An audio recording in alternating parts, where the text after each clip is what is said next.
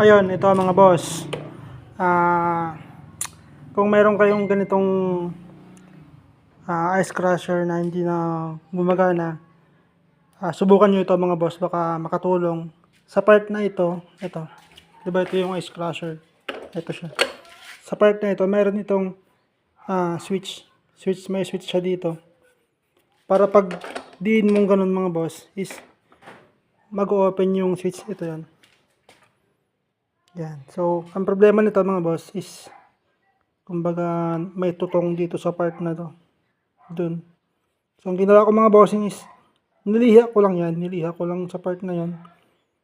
Testeran nyo pala mga boss dito. Itong dalawang pole na yan. Testeran nyo pag walang continuity yan. Pag naka-switch is ito yung sira. So, yan. Yung contact point nyo doon. Niliha ko lang. Ito okay na to mga boss. Testing ko na to. Testing ko na to. So, yun lang naman yung isang problema nito eh. Yan. Maliban dun boss, maliban dun sa may dun, meron pang nilinis ko na rin sa mga boss. Yan, yung dumi niya. Yan. Nilinis ko na rin mga boss kasi pinamahayan na. So ito, okay na siya. Okay na. Pakita ko yung andar niya mamaya. Yun lang mga boss, yung isang sakit dito, yung andito. Tapos nagpalit na rin pala ako ng wire kasi nakita ko. Sa wire naman wala naman problema sa wire kasi pero nakita ko medyo sunog-sunog na yung wire niya. Kaya pinalitan ko na ito. Ito na yung pinalit ko. Yan, pakita ko mamaya yung andar niya. Assemblin ko lang mga boss. Ito na mga boss, na-assemble ko na. So yan, moment of truth. Saksak natin.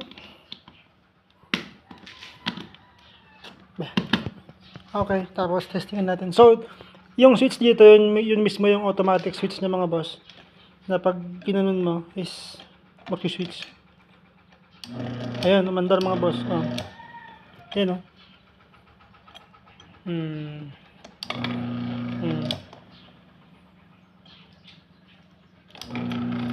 So, yan, okay na siya mga boss. Ayan, oh. Tutok natin.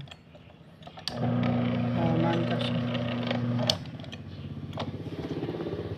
Okay. Shoutout ko si ma'am. Si Ma'am Mayla. Siya yung may-ari nito.